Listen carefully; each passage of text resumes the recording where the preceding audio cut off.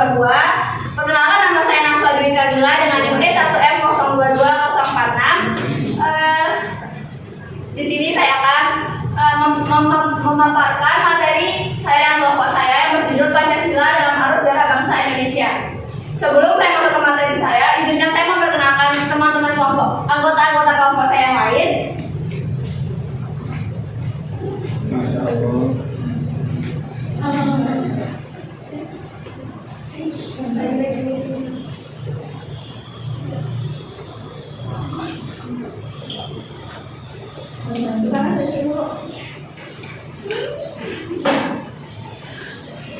Ya, yang pertama ada Lulu dengan NIM 1M022084.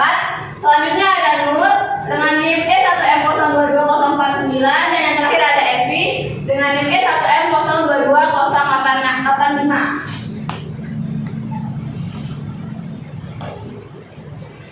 Pancasila sebagai dasar kesatuan negara merupakan hasil kesepakatan bersama, kemudian disebut sebagai perjanjian luhur bangsa Indonesia yang di dalamnya terkandung semangat kekeluargaan sebagai inti ajaran Pancasila.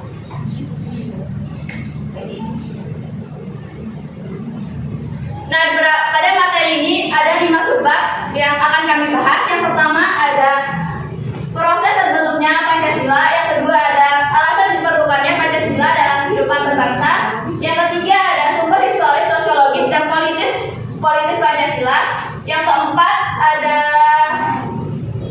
argumen tentang dinamika dan tantangan Pancasila dalam kehidupan berbangsa, dan yang terakhir ada penerapan dan manfaat Pancasila dalam berbangsa dan bernegara. Baik, langsung aja ke materi yang pertama tentang perumusan dasar negara atau Pancasila. Pada proses terbentuknya Pancasila ada 3 tahapan yang sangat penting. Yang pertama ada pengusulan Pancasila, yang kedua ada perumusan, yang terakhir ada pengesahan Pancasila. Pada pengusulan Pancasila itu ada pada rapat pertama BPUPKI pada tanggal 29 Mei 1945. Kemudian ada periode pengurusan Pancasila yang dimana ada 3 tokoh penting di dalamnya, yang ada Muhyamin, yang kedua ada Profesor Dr. Supomo, dan terakhir ada Insinyur Soekarno. Selanjutnya ada proses pengesahan Pancasila. Setelah beberapa lama pengusulan dasar negara oleh 3 tokoh penting tadi, kemudian ada pengesahan Pancasila yang ada pada pembukaan Undang-Undang Dasar 1945. Selanjutnya, materi selanjutnya ada alasan diperlukan Pancasila dalam kehidupan berbangsa dan bernegara. Yang pertama ada Pancasila sebagai pandangan hidup bangsa Indonesia, yang dimana artinya nilai-nilai ketuhanan, yang ada nilai-nilai ketuhanan pada nilai ketuhanan, nilai keadilan dan lain-lain yang ada pada Pancasila itu ada di yang pertama. Terus yang kedua ada Pancasila sebagai identitas bangsa Indonesia, yang dimana budaya dapat membentuk identitas suatu bangsa. Pancasila sebagai identitas bangsa Indonesia merupakan konsekuensi dari proses inkulturasi dan akulturasi tersebut. Dan yang ketiga ada Pancasila sebagai jiwa bangsa Indonesia, sebagai nilai kehidupan dalam masyarakat Indonesia melalui penjabaran instrumental sebagai acuan hidup yang merupakan cita-cita yang ingin dicapai serta sesuai dengan nafas jiwa bangsa Indonesia. Materi selanjutnya ada sumber historis, sosiologis, dan politis Pancasila. Sumber historis yang pertama, sumber historis itu diambil dari sejarah-sejarah pada bangsa Indonesia yang nggak bisa dilupain. Misalnya ada penjajahan tadi. Terus yang kedua ada sumber politis. Sumber politis itu sosiologis, sumber sosiologis itu berdasarkan budaya-budaya kita, kayak misalnya budaya kita nggak bisa dilupain, misalnya kayak ada jonggolan, terus ada yang lain-lain itu. Kemudian ada yang politis.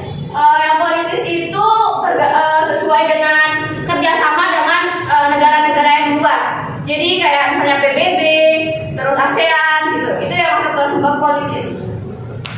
Selanjutnya ada argumen tentang dinamika dan tantangan Pancasila. Dinamika Pancasila sebagai ideologi negara dalam sejarah bangsa Indonesia memperlihatkan adanya pasang surut dalam pelaksanaan nilai-nilai Pancasila. Sebagaimana kita ketahui bahwasanya Soekarno adalah termasuk seorang perumus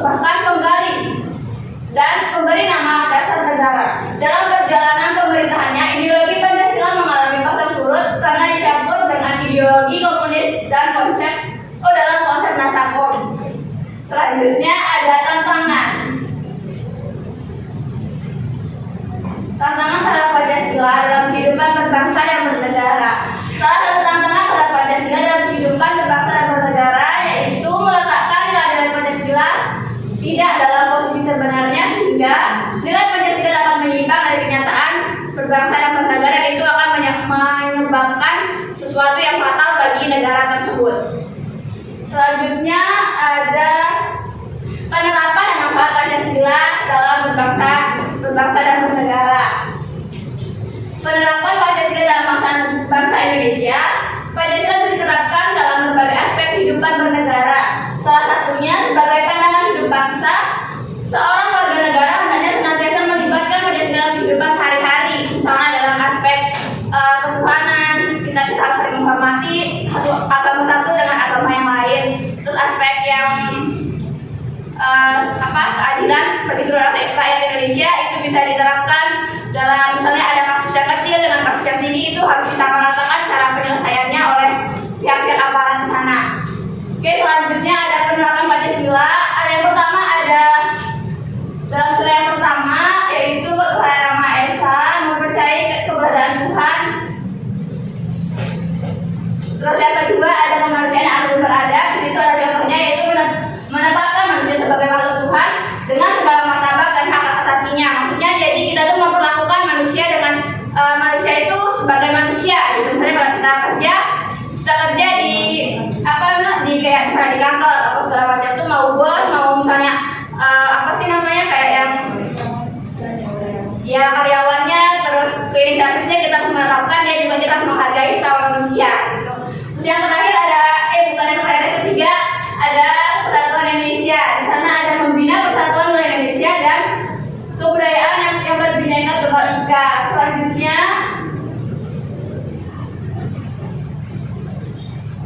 ini sila yang keempat. Sila yang keempat yang bunyinya kerakyatan dipimpin oleh hikmat kebijaksanaan dalam permusyawaratan perwakilan. Contoh penerapan Pancasila pada sila keempat yaitu menjunjung tinggi asas kerakyatan.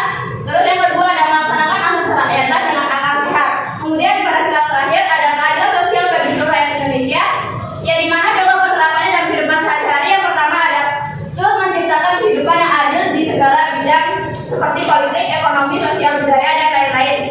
Yang kedua adalah menumbuhkan sikap tolong-menolong, kekeluargaan, dan gotong royong. Selanjutnya